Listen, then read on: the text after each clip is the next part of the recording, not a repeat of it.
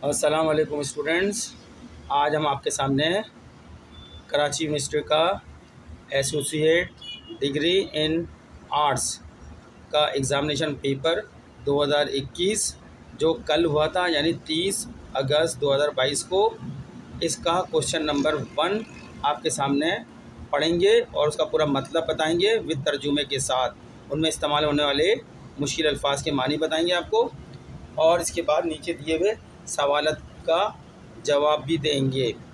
तो देखते हैं इस पेपर को। ये पेपर क्या आया है, इसमें क्वेश्चन नंबर 1 है अनसीन कॉम्प्रीहेंशन पैसेज, यानी अनसीन माने अनदेखी, कॉम्प्रीहेंशन माने समझ, पैसेज माने पैराग्राफ।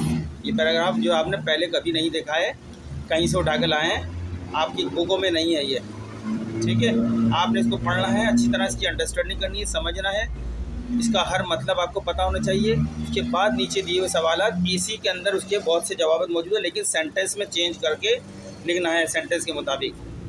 तो मेरा नाम अकील अहमद है, मैं आपको इस इंग्लिश मास्टर पे लेक्चर दे रहा हूँ, सिर्फ इंग्लिश के, ठीक है। मेरी तालीम यह है कि मैंने LLB किया है, LLM किया है, MPhil लॉ किया है, और इस वक्त कराची यूनिवर्सिटी से मैं PhD इन लॉ मुकम्मल करने वाला हूँ। इसके अलावा भी बहुत सी तालीमी डिग्रियाँ मैंने ली हैं, जिसका जिक्र करना भी मुनासिब नहीं है। तो ये मैंने ऊपर आपको लिख दिया है, इंग्लिश फॉर BCom, जिसको हम ADC कहते हैं, associate degree in commerce, BA जिसका नया नाम है ADA, associate degree in arts, BSc जिसका नया नाम है associate degree in science, ADS। इन सब के लिए है ये। लेकिन ये पेपर जो आया है इंग्लिश का पेपर एग्ज़ाम 2021, ये कल आया था 30/8/2022 को by the university of Karachi. कौन सी क्लास का था? Associate degree in arts part 1 का था ये। इंग्लिश पार्ट 1 में रखी है इसकी, 2 साल का प्रोग्राम होता है ये, पहला पार्ट था ये।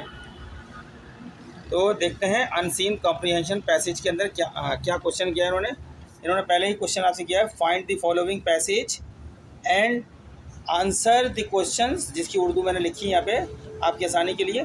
दर्ज झेल इबारत को पढ़ें और सवालत के जवाब दें, ठीक है। फॉलोइंग माने दर्ज झेल, पैसेज माने इबारत, एंड आंसर माने जवाब दें द क्वेश्चंस, सवालत के। ये मैंने उनके मतलब बता दिए वर्डों के। आगे चलता हूँ। अब मैंने पैसेज, चूँकि मैंने किसी से थोड़ी देर के लिए पेपर लिया था, मेरे पास पेपर नहीं था, उससे मैंने लिखा है।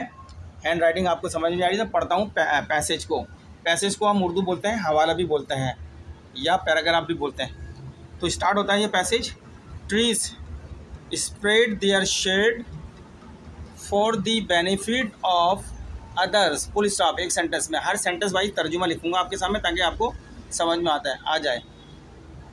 दरख्त दूसरों की भलाई के लिए अपना साया फैलाते हैं। पहले सेंटेंस का मतलब ये है, दरख्त दूसरों की भलाई के लिए अपना साया फैलाते हैं। ट्रीज माने दरख्त होते हैं, स्प्रेड माने फैलाना, और जो है शेड माने साया, और द बेनिफिट माने भलाई, और अदर्स माने दूसरों के लिए। ये मैंने मतलब भी आपको साथ साथ बताते जा रहा हूँ। फिर सेकंड सेंटेंस है, पैराग्राफ का पहला सेंटेंस ख़त्म होता है, वहाँ से सेकंड सेंटेंस शुरू होता है। आप पेपर के अंदर, आपके यहाँ पेपर होगा तो आप देखें पेपर को, वरना यही पढ़ते रहे मेरे सामने, क्योंकि मैंने ये पेपर से उतारा है। They stand silent and stationary in the sun and endure the scorching heat. इसके मतलब भी बताया था मैं यहाँ पे। दे माने वो, स्टैंड साइलेंट माने साइलेंट माने खामोश होता है, स्टैंड माने खड़े रहते हैं, खामोश खड़े रहते हैं, इसका मतलब होता है। एंड और स्टेशनरी माने साकित, बिना मूव किए हुए, साकित माने बिना मूव किए हुए, बिल्कुल। इन दी सन, सूरज की रोशनी में, and endure the scorching heat, scorching heat माने बहुत ज़्यादा गर्मी, शिद्दत से गर्मी, जिसका मैंने मतलब आपको पढ़ के बताता हूँ। वो धूप में खामोश और साकित खड़े रहते हैं और शदीद गर्मी को बर्दाश्त करते हैं। स्कॉर्चिंग माने शदीद गर्मी, यहाँ लफ्ज़ आया है स्कॉर्चिंग, ये आपको नज़र आ रहा होगा, स्कॉर्चिंग, ठीक है। स्कॉर्चिंग हीट माने शदीद गर्मी। स्टैंड, खड़े रहते हैं। साइलेंट, खामोश। स्टेशनरी माने साकित, बिना मूव किए हुए। इन दिस सन, सूरज की रोशनी में। एंड इंड्योर, और बर्दाश्त करते हैं। दी स्कॉर्चिंग हीट, शदीद गर्मी को बर्दाश्त करते हैं। चलें सेंटेंस को कंटिन्यू करते हैं आगे। सेंटेंस नंबर 3 शुरू होता है, उसी के साथ ही कंटिन्यू होता है। मैं सेंटेंस टू सेंटेंस आपको पढ़ा रहा हूँ, उसका तर्जुमा भी साथ से मतलब बता रहा हूँ, वर्ड उसमें जो इस्तेमाल होने वाले वर्ड है वो भी बता रहा हूँ, ताकि आप आसानी से समझ जाएं। They hold the tremendous powers, they hold the tremendous powers. Tremendous powers माने ज़बरदस्त ताकत। ट्रीमेंडस माने ज़बरदस्त, ज़बरदस्त, बहुत ज़्यादा। दे होल्ड, होल्ड माने रखते हैं, रखा है उन्होंने, रखी। दे होल्ड, रखते हैं। The tremendous power to produce, पैदा करने को बोलते हैं। The fruit, produce the fruits which profit others, which profits other, which माने जो, प्रॉफिट माने फ़ायदा, अदर्स माने दूसरों को। तर्जुमा मैंने इसका ट्रांसलेशन करी है, ये ट्रांसलेशन मैंने करी है, पहले नहीं हुई भी इसकी ट्रांसलेशन, आपकी आसानी के लिए। वो फल पैदा करने की ज़बरदस्त ताकत रखते हैं, जिससे दूसरों को फ़ायदा होता है। ज़बरदस्त माने ट्रीमेंडस पावर, ज़बरदस्त माने ट्रीमेंडस, ताकत माने पावर। इसी सेंटेंस के आगे कनेक्ट करते हैं दूसरा नेक्स्ट सेंटेंस पैराग्राफ का। They contain immense force and strength to make our lives better and healthier. इसका, इनमें हमारी ज़िंदगियों को दूसरों को फ़ायदा पहुंचाने के लिए बेपनाह कुव्वत और ताकत होती है। यहाँ पे कुव्वत का वर्ड इस्तेमाल है फोर्स, एंड ताकत का लफ्ज़ इस्तेमाल हुआ है स्ट्रेंथ। इमेंस माने बेपनाह, बहुत ज़्यादा।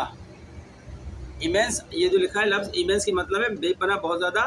फोर्स माने कुव्वत, एंड स्ट्रेंथ माने ताकत। टू मेक आवर लाइफ, जिंदगी। बेटर माने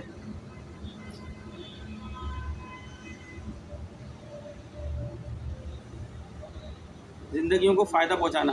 बेटर एंड हेल्दियर, सेहतमंद।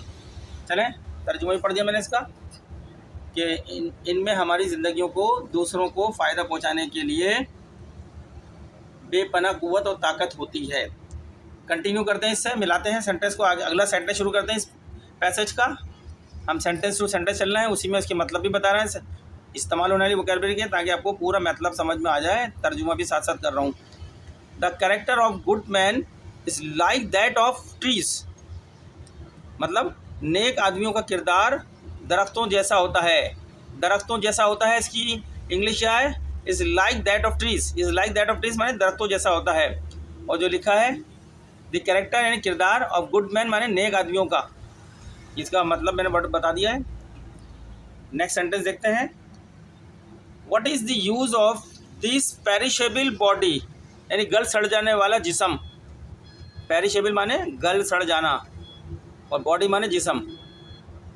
What is the use of this perishable body if no use is made, अगर कोई इसका इस्तेमाल ना किया जाए, ऑफ इट, इसका, for the benefit of mankind, इंसान। मैनकाइंड माने इंसान, बेनिफिट माने उनके फ़ायदे के लिए। तर्जुमा देखते हैं। इस फना हो जाने वाले जिस्म का क्या फ़ायदा, यानी पेरिशेबल बॉडी माने फना हो जाने वाले जिस्म का क्या फ़ायदा।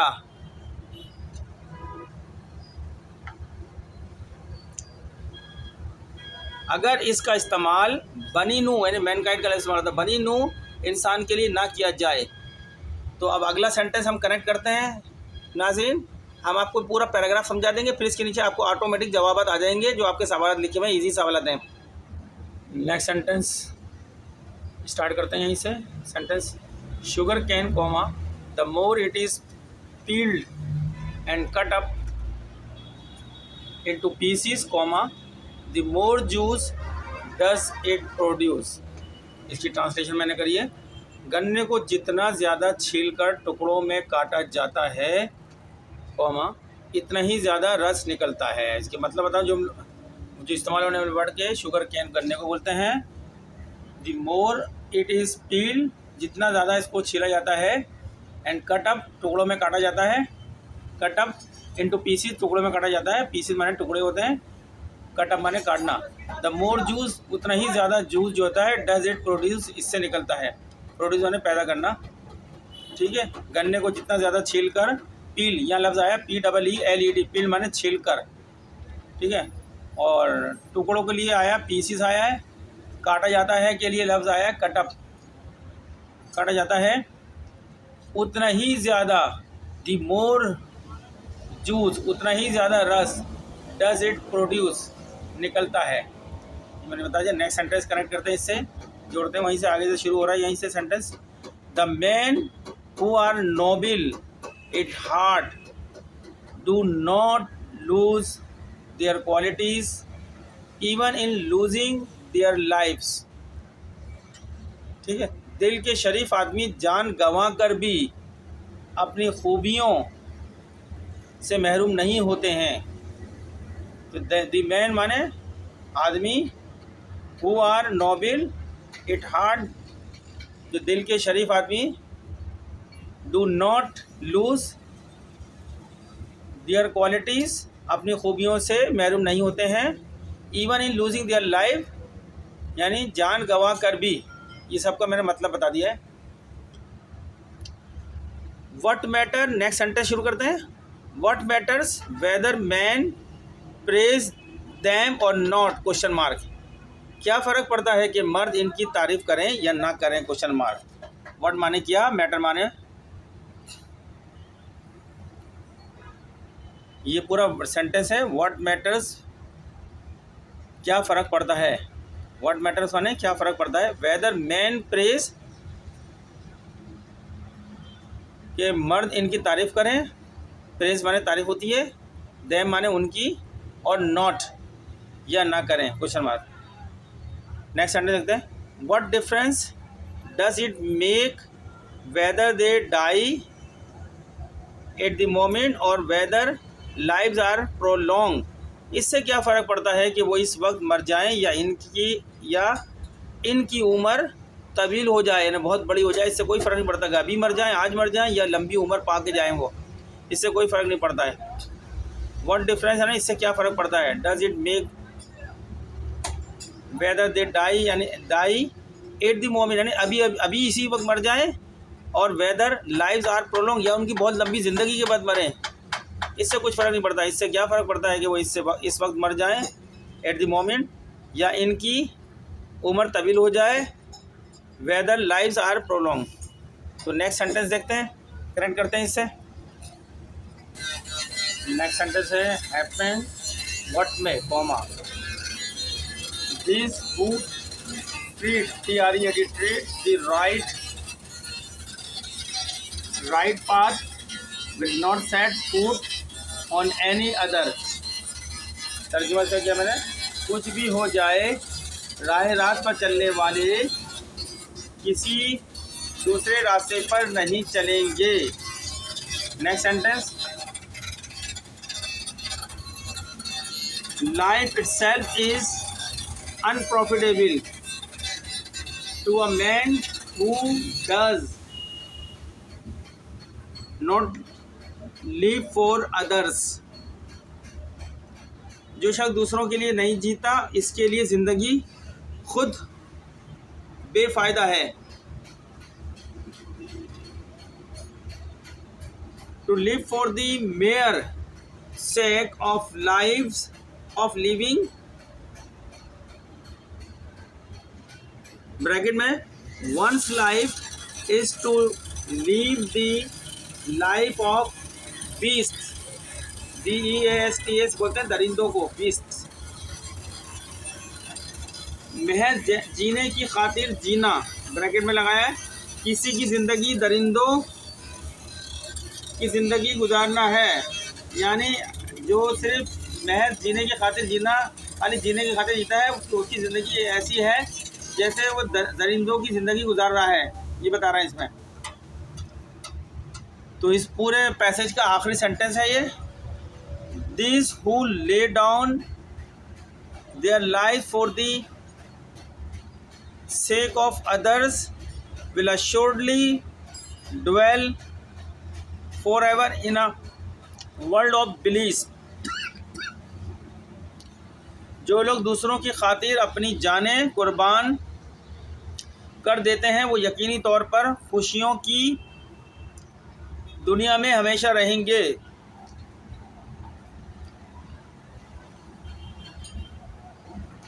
तो स्टूडेंट्स, ये आपके सामने जो पैसेज आया था, हमने ये एसोसिएट डिग्री इन आर्ट्स का जो पेपर था कल हुआ था 30/8/2022 को, उसका क्वेश्चन नंबर 1 का पहला पैसेज हमने आपके सामने पूरा समझा दिया है, उसके वर्ड मीनिंग भी साथ साथ बताए हैं, पूरा तर्जुमा कर दिया। अब इसके क्वेश्चन आंसर हम नेक्स्ट लेक्चर में करेंगे, ताकि जो लेक्चर बड़ा हो जाएगा, क्वेश्चन आंसर के जवाब भी काफ़ी हैं, उन्होंने मांगे हैं जी तक, नेक्स्ट लेक्चर में करेंगे। अगर आपको हमारा लेक्चर और स्टाइल पसंद आता है तो आप हमारे इस चैनल को सब्सक्राइब करें, लाइक करें, बेल शेप का जो निशान है उसको भी दबा दें और आगे दूसरे लोगों को शेयर करें। इससे हमारी हौसला अफजाई होगी, हम बनाते रहेंगे आपके लिए अच्छे अच्छे लेक्चर्स।